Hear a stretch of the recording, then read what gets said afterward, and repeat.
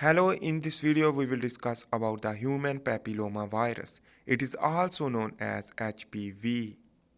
So the human papilloma viruses HPV are a large family of small non-enveloped double-stranded DNA viruses that are the cause of benign epithelial proliferation or warts, which that is the outgrowth projection, and it lead to increase the proliferation and increase the hand size and the structure of body we will discuss also. So the HPV virus must avoid host defense system. In this way, the inflammatory response will not produce. So in this way, the life cycle will begin without inflammatory mediators production. So we will also understand. So here the structure is made up of capsid protein and capsid, and viral DNA inside is the circular. You can see, and in this way, this DNA is the double-stranded, like a bacterial. So here is the HPV genome organization in the form of, here I am drawing. This is the basically E1 to 2, 4, 5, 6, and 7, which that is the gene encoding sequence, which basically is genotype. And here is the URR, is the promoter enhancer elements viral ORI. And here is the L1 and L2 gene. This is the major capsid protein producing gene and the minor capsid protein from the L2, and it is the late gene after the complete end life cycle. So the E1 is used for the replication and E2 is used for the replication and transcription, while the E4 is used for the viral release and the E5 is used for the immune evasion. In this means escaping from the immune system, and it will be inhibit the pro-inflammatory mediators to convert the inflammatory mediator will be inhibit. On this other hand, here is the binds PRB gene, which through us E7, which that is inhibit the inflammatory IFN alpha mediated signal transduction by binding to P48 and IRF9, and this is used for the down regulation. And this IFN interferon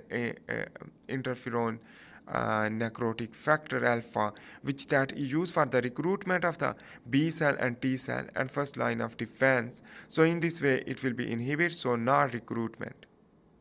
So here I am drawing the epidermis and dermis. So the epidermis contain a stratum spinosum and stratum granulosum, which contain a keratinocyte. And in this way, here is the basal keratinocyte, and this is the parabasal keratinocyte, and here is, you can see that is a superbasal cell, and here is the squamous layer, and this squamous layer is looking as squamous epithelial cell are present in the squamous, a major squamous upper part, which that is all is after the dead formation, but this is the living, not dead. So in this way, here you can see it, but it is the proliferated part of the skin upper part, which that is used for the barrier immunity. And in this way, during the rupturing or something or sexual contact, which that is lead to invasion of the pathogen, this is the virus. And virus when will move inside, and in this way move, and their target is the basal keratinocyte, and this is the basal keratinocyte will be infected, and in this way the proximal movement, will lead to increase, and this is the genome. Basically it is the viral episome formation, and this viral episome formation will bind with the nucleus and integrated the viral DNA with the DNA of the itself of the human. So this is the HPV infected basal keratinocyte, and viral episome is collectively is the episomal maintenance phase. It is. So this is the episomal maintenance phase. In this way, after the maintenance will begin the bind with the integrated viral DNA binding. So in this way, integration will be occur and the leading to bind with the host DNA. And when bind with the host DNA, so E gene and L gene is a viral gene expression during the differentiated cells. So here is you can see the distal movement of infected cell.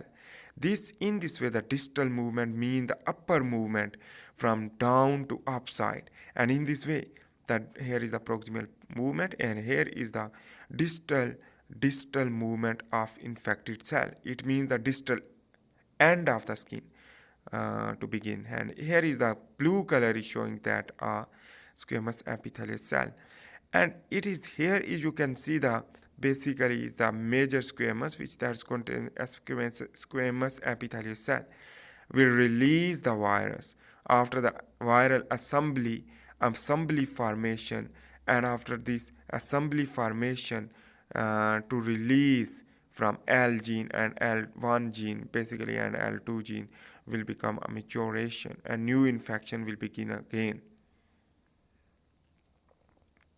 So this is will remain inside of the skin because the upper part is the another we will not understanding about that. So inside is the between the stratum spinosum and stratum granulosum, this all activity is occurring, and in this way here is the very low levels of protein, no viremia, no cell death, no inflammation will lead to HPV globally down regulation, innate immune sensor in keratinocytes, and HPV6 and E7 genes down regulate type 1 interferon response will be down regulate. So this down regulation is due to the gene integration with the keratinocyte cell with the nucleus, and in this way the expression through a transcription and translation to produce protein, that protein will be down regulate the inflammatory mediators, and in the absence of inflammation the keratinocyte do not release pro-inflammatory cytokines and no activation of Langerhans cells and or stromal dendritic cell, no stimulus for dendritic cell. So the activation, migration, and antigen processing basically and antigen presentation through a dendritic cell will not will down regulate.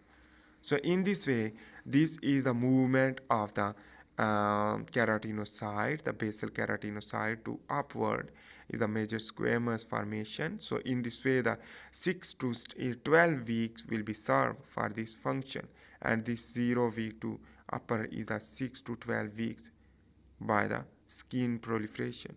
So in this way, the virus and cell replicate together through E1 and E2 gene, and this E1 and E2 gene is responsible for it, and in this way you can see the viral DNA amplification in non-dividing cells. So the viral DNA amplification will be occur in non-dividing cell. It means the keratinocyte will be not divide because it is not a somatic cell or something. So it is the basically developed cell from the stem cell.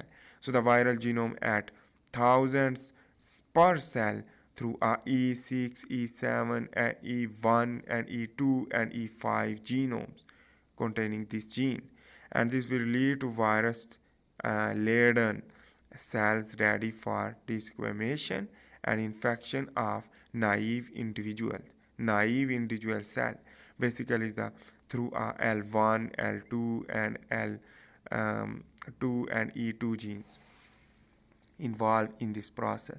So here you can see the genital warts, arm warts, hand growth and facial growth and body destruction is through outgrowth of the to making of warts, and this wart will lead to increase again and again due to the proliferation of the cells by the infection increase.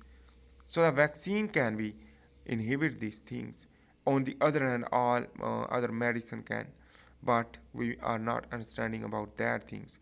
So here is the For example, inside the cell is the keratinocyte, and here is after the infection through a pathogen will invade inside, for example, and it's contain a DNA.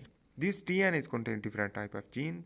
I am taking three segment of gene, 7 E7, E6 and E5, 5, 6, 7, and this is a viral genome, for example, and this is, for example, the that um, associated that associated uh, part of the um, that associated molecular pattern, and um, pathogen associated molecular pattern will trigger the node light receptor. Node light like receptor are present in the cytosolic receptor, which that is present in active form, which that is will node like receptor 3 p3 is important. I am drawing for understanding. So in this way you can see the caspase 1 inactive will bind, and also the ASC protein. This protein is basically also bind and to become an inflammasome assembly formation, and this means the inflammasome contain a caspase 1 inactive and ASC, which that is lead to activate the caspase 1, and caspase 1 activation basically will lead to proliferation, basically lead to pro interleukin 1 beta and pro interleukin 18, and there are many pro inflammatory cytokines will be pro, and it will be lead to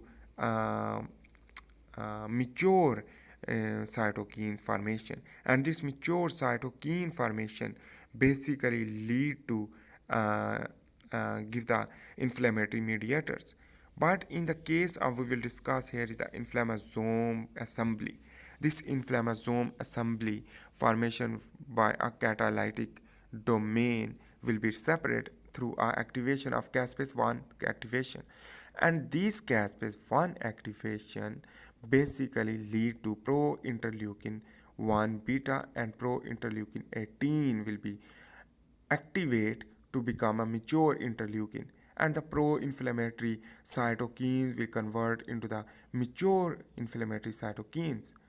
And in this way, if we will discuss about the keratinocyte, so the keratinocyte we will also understand about that.